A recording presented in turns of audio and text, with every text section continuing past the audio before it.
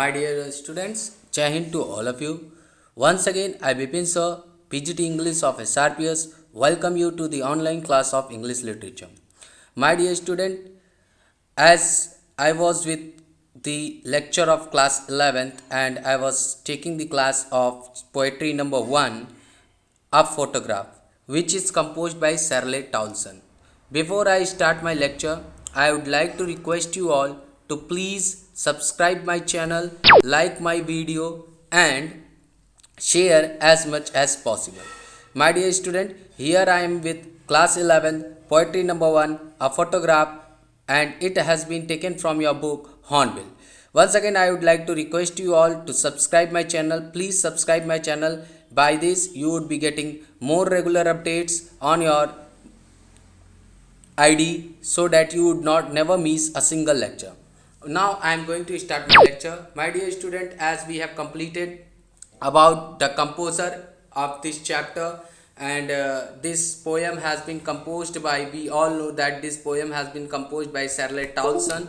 So I have told you about Shirley Townsend, and I hope all of you would have also paid attention on Shirley Townsend, because it is also important as your chapter is. So my dear student, we have completed 2 days lecture. Now I would be concluding my lecture in today's lecture. I would be concluding, and I hope I will be completing this chapter by today. So I would be thinking to explain once more you the chapter. What does this chapter tells? What is the introduction of the lesson? So as I hope all of you would be knowing, but once again I am going to explain you what is the introduction of the lesson. So in this chapter, the introduction of the lesson is that the Shirley Townsend is a composer of the poem, and she is sitting and she is looking to an old photograph of her mother, which was of childhood, and when her mother was of 12 years old. So she is filled with sorrow, she is filled with sad emotions, and she cannot explain her grief or her mother's loss. So let us have a chapter review of the chapter. So in this chapter, what happens that a composer one day she saw a photograph of her mother, and old photo album of her mother, which was made up of cardboard, and she saw in that two girls were walking slowly on the sea beach. Each one of them were holding the mother's hand, and her mother was the big girl. She was near about 12 years old in that photograph. Now coming to the next line, 5 to 9 line, all of the three were stood still. They were stopped, and they asked for taking a snapshot from the uncle who was holding the camera, and in that camera a sweet face of her mother was captured, and the face was before the author was born, before the composer was born. And the sea which was in the background of the photograph, which appears to be have changed less, and it was washing their temporary and weak feet, because now those feet have grown their feet have grown older, the feet have grown older, and they at that moment they were temporary. That is why it has been called terribly transient feet. Now coming to 10 to 13 lines. After 10 to 20 to 13 years, what happens once her mother saw the photograph? And so after 20 to 13 years afterwards, once what happened, her mother saw the photograph which was being taken at the sea beach, and after seeing that photograph, she started it makes her to laugh.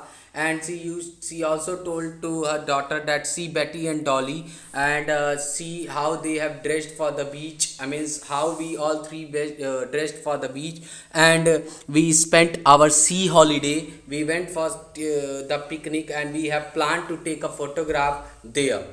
Now coming to the next. So in the next, what happened?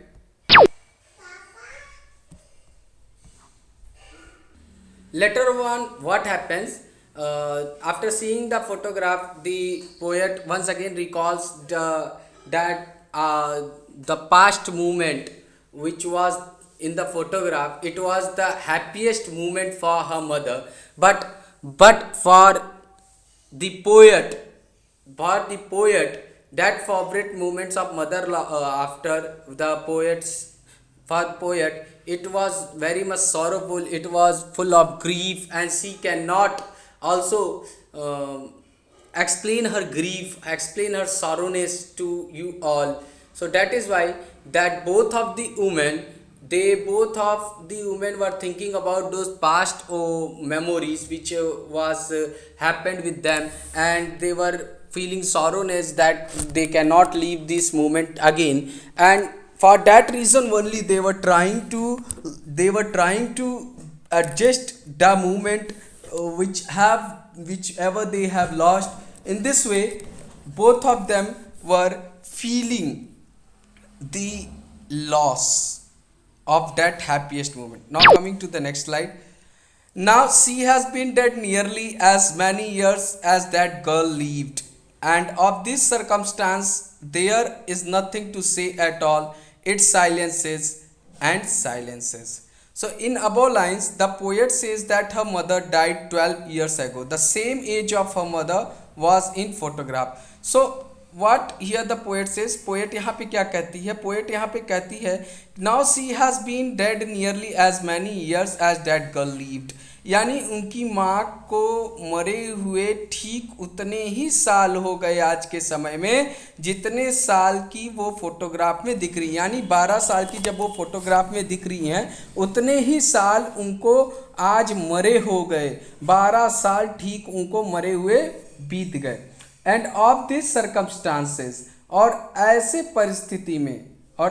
परिस्थिति में whenever the poet thinks of a mother's death, and of this circumstances whenever, जब भी वो poet अपनी माँ के death के बारे में सोचती हैं, देयर इज़ नथिंग टू से एट ऑल, वो एक्सप्लेन नहीं कर पाती हैं क्या इफेक्ट है जो उनके मदर जो इफेक्ट हुआ है उनके मदर के डेथ का, उनके मदर के लॉस का, वो चीज़ को वो आप लोगों से एक्सप्लेन नहीं कर पाती हैं। और इस डेथ ने, इस मृत्यु ने, इस जो उनकी माँ की डेथ हुई है, जो उनके माँ की डेथ हुई है, उसके वजह से चारों तरफ क्या रह गया है, चारों तरफ खाली और खाली साइलेंसेस, हर जगह खाली साइलेंसेस हैं, वो स्पीचलेस हैं और इसके वजह से वो कुछ नहीं बोल पाती। Silences, the meaning of silences is a complete absence of sound. So in the above lines the poet says that her mother died 12 years ago।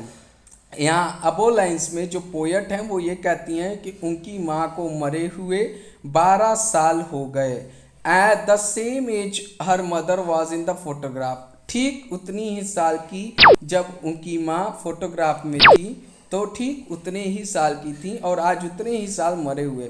When ever the poet thinks of her mother's death, जब भी poet अपनी माँ के मृत्यु के बारे में सोचती हैं, she can not explain what effect she has of her mother's death, वो ये नहीं आप लोगों को समझा पाती हैं कि उनके मन पर, उनके हार्ट पर क्या इफेक्ट आया उनके मदर के डेथ को लेकर के। Death has silenced her mother which has also left her speechless, इस डेथ ने उनकी माँ को पूरी तरीके से शांत कर दिया है और इसी कारण से वो भी स्पीचलेस हो गई हैं, वो भी कुछ बोल नहीं पा रही हैं। My dear students, now coming to the photograph literary devices. Literary devices are the poetic devices like figures of speech which are used to decorate the poem. So यहाँ पर हम लोग ये पता करेंगे कि किस किस तरीके की लिटरेरी डिवाइसेस इस पोएम में यूज हुई है। सबसे पहले alliteration. Alliteration is known as a repetition of a consonant sound at the beginning of two or more consecutive words.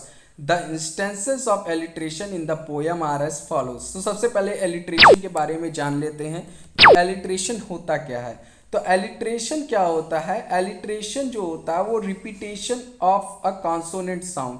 Consonant sound यानी कि हमारे इंग्लिश अल्फ़ाबेट में दो तरीके के होते हैं, ये जो एक साउंड प्रोड्यूस करते हैं उनको हम लोग कहते हैं ए ई आई ओ यू, और जो ए ई आई ओ यू के अलावा जो अल्फ़ाबेट्स होते हैं उनको हम लोग कॉन्सोनेंट कहते हैं। तो ऐसे कॉन्सोनेंट्स जब किसी पोएम्स में यूज़ होते हैं और जब 2 या 3 वर्ड में लगातार उनके शुरुआत में एक ही अल्फ़ाबेट यूज़ होता है लगातार, तो उसको हम लोग एलिट्रेशन कहते हैं। सो इस पोएम में जहाँ जहाँ एलिट्रेशन यूज़ हुआ है वो मैं बता दूँ। पहले लाइन में, सेकंड लाइन में जैसे कि stood still, they all stood still through, तो स्टूड स्टिल में यस और यस, स्टूड स्टिल, तो यस और यस दोनों बार कॉन्सोनेंट साउंड यहाँ पे रिपीट हुआ है, तो this is a alliteration. You have to find out in the poem कहाँ पे हुआ। थ्रू देयर, T टी और टी यहाँ पे बोथ जगह both through their T and T on both places T means consonant sound have been used, so this T and T represent as a alliteration for the poem. My mother, yum and yum, so it is also alliteration. I hope all of you would have understood. yum और yum दोनों जगह पे use हुआ है, तो एक साथ जब यम यम यम यम जैसे माई मदर्स मम्मी, तो इस तरीके से जब यूज होता तो यम यम यम क्या हो जाता है, yum yum yum becomes alliteration. It is a figure of speech. Terribly transient, तो terribly में T and T, this both I became T and T is a alliteration. Silence, silences, S से silence and S से silences, so it has become the alliteration. So I hope all of you would have understood the alliteration, what is the meaning of alliteration, and I hope all of you would be coming to the next figure of speech. So alliteration is completed. Once again I will repeat. Repetition of the consonant sound at the beginning of two or more consecutive words.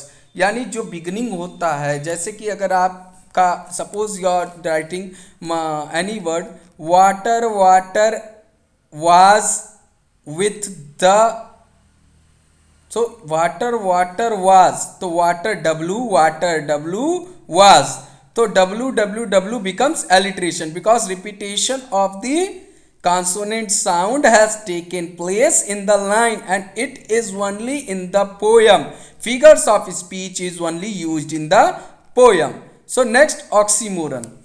Oxymoron, a term which contradicts itself. यहाँ oxymoron का मतलब होता है एक ऐसा term जो अपने आप से ही कॉन्ट्राडिक्ट करे, अपने आप को ही वो क्या बोलते हैं कि अपने अपने आप में ही वो एडजस्ट ना होने की कोशिश करे, that is known as a contradiction. तो oxymoron is a figure of speech, एक ऐसा टर्म जो अपने आप में कॉन्ट्राडिक्ट करे. तो लेबर्ड इज, जैसे कि मैं समझा रहा था, लेबर्ड यानी कि मेहनत और ईज यानी कि लॉस, तो ये laboured is with the loss of the pain. तो यहाँ पे लेबर्ड ईज ये दोनों टर्म क्या कर रहे हैं, आपस में कॉन्ट्राडिक्ट कर रहे हैं, they are not adjusting with itself. तो that is why here oxymoron is used.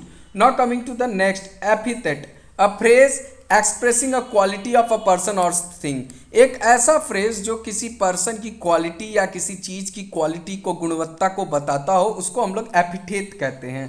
तो epithet is here used in the line terribly transient. तो terribly T is a terribly and transient is a T.